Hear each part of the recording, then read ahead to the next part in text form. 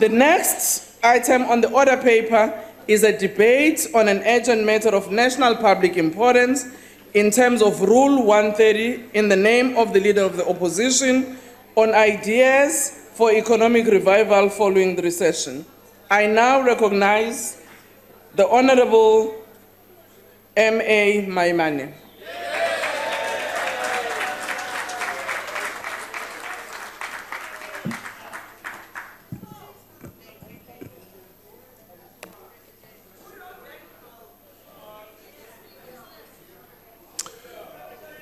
Honorable Chairperson, honorable members, fellow South Africans, Bagaetso, Dumela.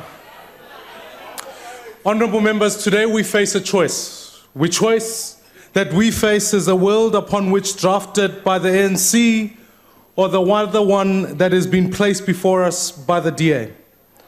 I affirm that in fact the question for South Africans is which world would they prefer to live in, because each of those worlds will lead us to a distinct, different tomorrow.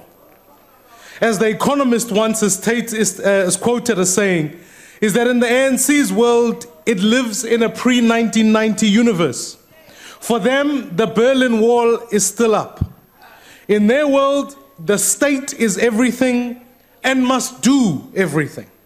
In their world, SOEs, no matter how badly run they are the answer. In their world, citizens cannot be trusted to control their own destiny, let alone own their own land. The state ultimately knows what is best for the people. I urge, honorable members, in our world, the world is different. And there are many all over the world that are sharing this view. It is a view that says people ultimately have power over their own lives. In our world, citizens have agency. They can own their land, they can run their businesses, they can build their wealth. In our world, more often than not, it is a capable state that must get out of the way and allow enterprise and progress. In our world, it is building an inclusive South Africa where we can build one South Africa for all. This is the world that we want to build. And this is the choice we face, honorable members, as we contemplate the reality of this deep crisis that South Africa faces itself on. I'm not going to spend too much time telling you about the extent of our economic crisis. I think we all know it. It's the fact that less than 10 million South Africans, just under 10 million South Africans, cannot find work. It's the fact that per capita income has been dropping for the last number of years. It's that our debt is now all over 3 trillion rand. And ultimately, we now face the threat of a sovereign rating downgrade. Anyone who denies the fact that South Africa is in crisis should actually not have the right to come and stand here and debate this issue. Because ultimately, Parliament must ask itself this one question: how did we end up here and what should we do to fix it? One analyst this week described the situation as death by 1,000 cuts, referring to the many factors that together have come to paralyze our growth and bleed our fiscus dry. And this is largely true. And honorable members, perhaps many of us would know that yes, corruption has cost us as much as 100 billion rands. Many of us would know that there's a crisis at SARS that has led to huge undercollection of around 50 billion rands. Many of us know that we depend on serious bailouts to state-owned enterprises that continue to divert billions and billions of rands away from this crucial budget. Many of us know that, yes, we have an ever-expanding public sector wage bill, and a massive cabinet brought to us proudly by the ANC. And many of us know that, in fact, it's populist policies like expropriation without compensation, the nationalization of the Reserve Bank, and the proposed NHI, which has been a recipe for disaster. But I think the one thing we should never shy away from, which I find that too many analysts have stopped speaking about, is what is the real problem? What is the core of our problems with our recession, and who should take responsibility for it? Honorable Member, this crisis has been brought on to South Africa squarely and fairly by the African National Congress. It's this party that should take responsibility. And in fact, 7 months into this new administration, they're already stumbling in the dark, looking for an excuse. They don't know who to blame, and they're blaming everybody. What is true is that there is no plan and there is no direction. You can come here today and be critical of the DA all you like. The fact of the matter is that we have a plan, and that's what we are here to table to tell the people of South Africa about their tomorrow. And it's that plan that is in fact working. If you look at the coalition government that's in Joburg, already under Herman Mashaba, 6 billion rands of investment has been added since taking over in 2016. If you go to the great city of Tshwane, Mayor Msimanga has already in fact tripled investment in the last 3 years, in the last 2 years.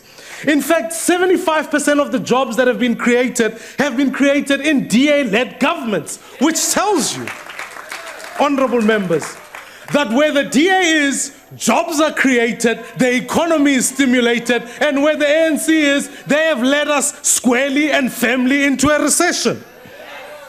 So, honorable members, I want to urge you that in fact, while the rest of the world is embracing inclusive growth economies, the ANC has decided that it will increase the budget, it will blow out our debt, and ultimately take us backwards.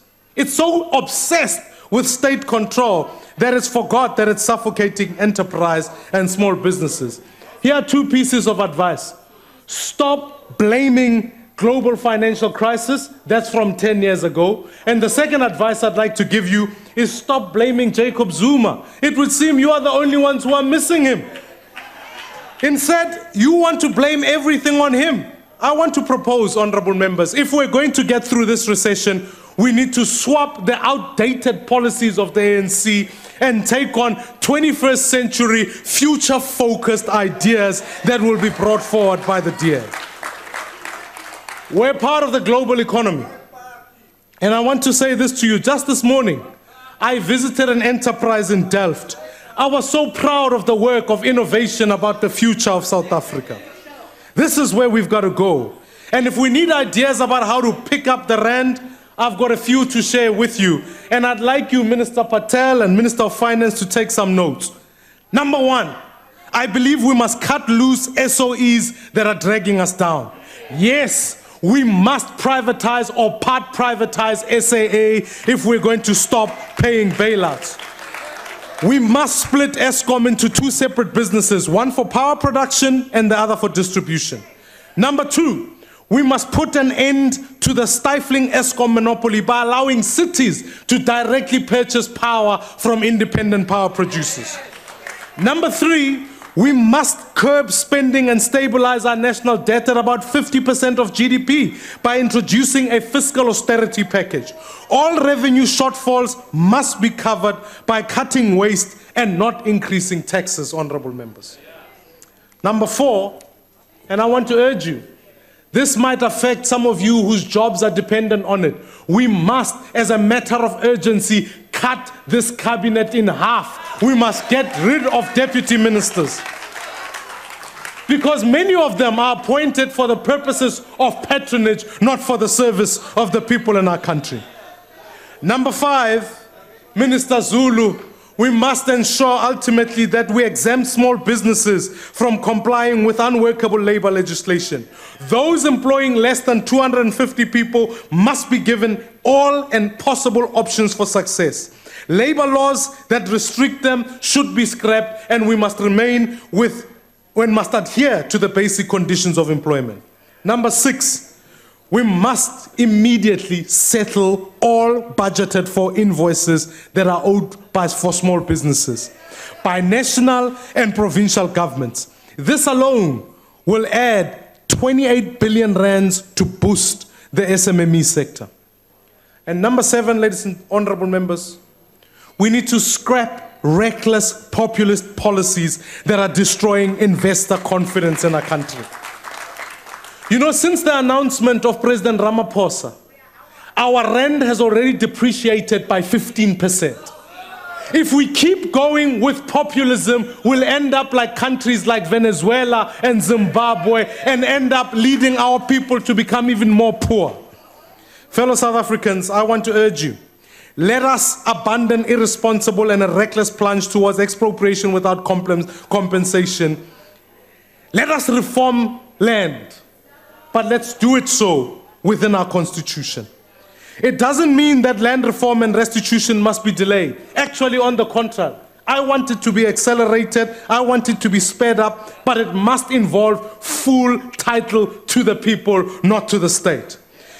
Because if this is done properly, it will ensure private property rights and ultimately the rule of law, not the populism you're adopting.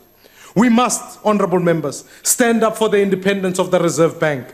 We must stop trying to undermine Reserve Bank Governor and actually defend him and ensure that we continue the work of a functioning Reserve Bank.